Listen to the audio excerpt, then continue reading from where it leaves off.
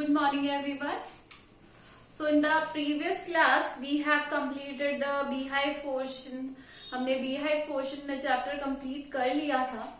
Now today we will finish first two chapters in this movements book. क्योंकि इसमें से 3-4 chapters आपके हटा दिए हैं by the government. That is chapter number 6 and 7. 6-7 आपके हटा दिए गए हैं and chapter 10 also. तो हमारे पास सिर्फ 2 ही चैप्टर बचे हैं.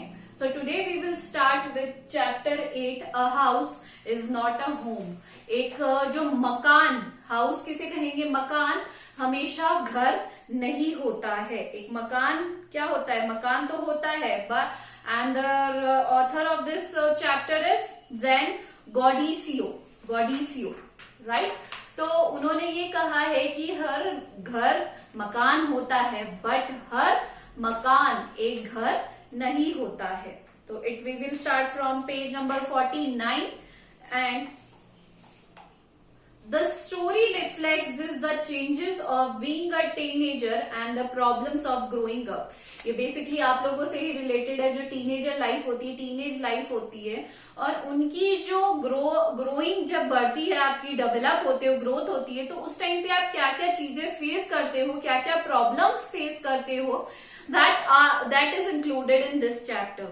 How does the author overcome this his problem? अब author किस तरीके से अपनी जो problems है उनको overcome करते हैं, we will get to know in this chapter. So let's get started.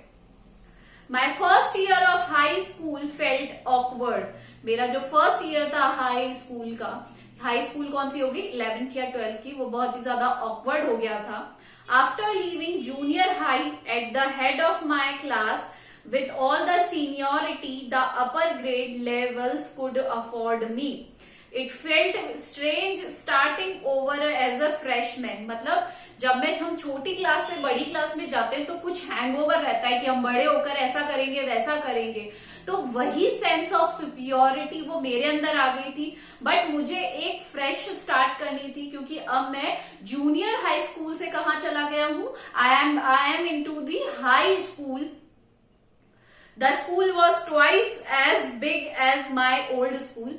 जो बाहर की कंट्रीज होती हैं उनमें जनरली क्लास जूनियर क्लास में 8 तक की होती है, फिर वो किस में चले जाते हैं? हाई स्कूल में चले जाते हैं. तो जो उनका स्कूल भी चेंज हो जाता है. तो अब उनका क्या था? स्कूल पहले वाले स्कूल से बहुत ही ज्यादा बड़ा था, मतलब ट्वाइस 2 गुना ज्यादा था. And to make matters worse, my closest friends were sent to different high school. अब इस मैटर को इतना बुरा बनाने के लिए क्या हुआ मेरे साथ? क्या बुरा हुआ कि मेरे जितने भी दोस्त थे वो दूसरी स्कूल में चले गए थे, मतलब वो मुझसे बिछड़ गए थे. I felt very isolated. Isolated मतलब होता है लोनली. मैं बहुत ही ज्यादा लोनली फील कर रहा था. I missed my old teachers so much that I would go back and visit them. और मुझे अपने पुराने टीचर्स की इतनी याद आ रही थी कि मैं उनके पास वापस जाना चाहता था, उनसे बात करना चाहता था, बट मैं उनके पास वापस जाना चाहता था. They would encourage me to get involved in school activities so that I could meet new people. और जो टीचर्स होते हैं, जैसे उनकी ये हैबिट ही होती है कि बच्चों को एडवाइस करना, तो उनकी जो टीचर थी, उनके जो टीचर्स थे, उन्होंने उन्हें एडवाइस किया that you should meet new people और you should take part in all the curricular activities to meet the new people. आप लोगों को नए स्कूल में जाकर क्या करना चाहिए? हर एक्टिविटी में पार्ट लेना चाहिए ताकि आप क्या कर सको? नए नए लोगों से मिल सको, नई नई चीजें जान सको. They told me that in time I would adjust and probably end up loving my new school more than I had my old one. उन्होंने कहा कि थोड़ा टाइम लगेगा. You will get to cope up with the other problems also. You will get mingle with all the students. आप अच्छे से mingle हो जाओगे दूसरे स्टूडेंट्स के साथ, और थोड़े ही टाइम में you will love the new school as the old one. और आप पुराने स्कूल के तरह ही नए स्कूल को भी क्या करने लगोगे? बहुत ही ज्यादा प्यार करने लगोगे. They made me promise. उन्होंने मुझे प्रॉमिस किया then when that happened I would still come by and visit them from time to time. But उन्होंने मुझसे एक प्रॉमिस भी लिया, अगर मैं पुराने नए स्कूल में लोगों के साथ जेलअप भी हो जाता हूँ, मिक्स भी हो जाता हूँ, but I would never forgot my previous school, पुराने स्कूल को नहीं भूलूंगा, और अपने टीचर्स को I will visit time to time, मतलब टाइम टू टाइम उनके साथ I will visit them also. I understood the psychology in what they were saying. मुझे साइकोलॉजी समझ में आ गई थी कि वो क्या कहना चाह रहे हैं. But I took some comfort in the nonetheless, उन्होंने कहा, बट मैंने उसको इस तरीके से औपचारिक रूप में ही उनकी बात को आया गया कर दिया. One Sunday afternoon, एक Sunday afternoon, not long after I had started high school, मतलब कुछ दिन ही हुए थे मुझे स्कूल जाते हुए, हाई स्कूल जाते हुए. I was sitting at home at our dining room table doing homework. मैं हमारी डाइनिंग टेबल पे बैठा था and I was doing my homework. मैं अपना होमवर्क कर रहा था. It was a cold and windy fall that day. बहुत ही ज्यादा windy fall था और cold भी हो रहा था, ठंडी थी उस टाइम पे.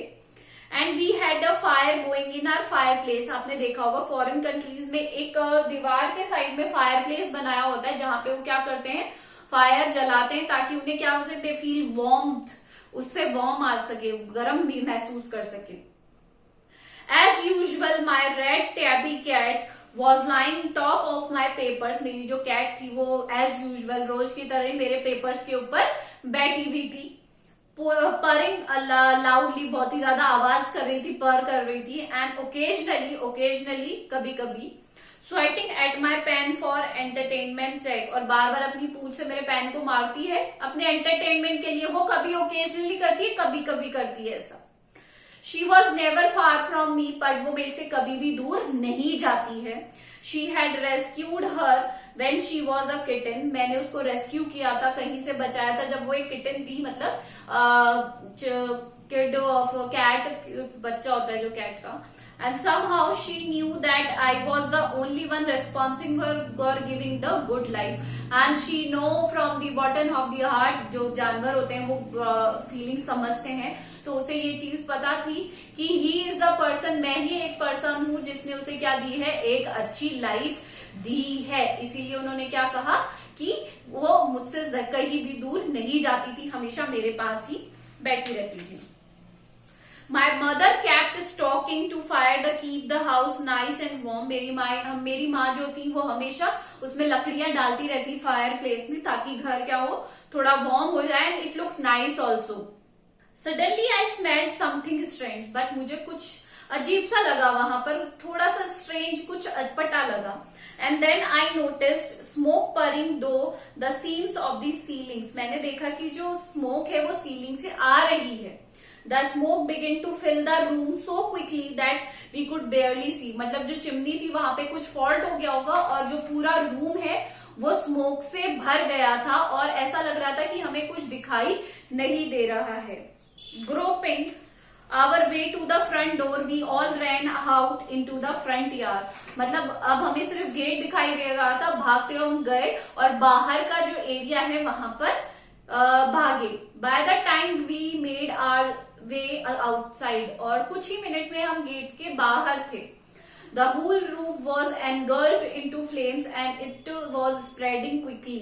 और सडनली क्या हुआ, हमारे घर में लपटे ही लपटे हमें दिखाई देने लगी और वो धीरे धीरे क्या हो गई, बढ़ने लगी. I ran to the neighbors to call the fire department. मैं नेबर्स के बाद भागता हुआ गया ताकि मैं फायर ब्रिगेड को बुला सकूं या फायर डिपार्टमेंट में इन्फॉर्म कर सकूं. While I watched my mother run back into the house, but उसी टाइम मैंने ये नोटिस किया कि मेरी मदर भागती हुई कहाँ जा रही थी, घर के अंदर जा रही थी और ये उन्हें बहुत ही ज्यादा स्ट्रेंज लगा. So this is all for today. Do the hard words in your movements book copy, and thank you.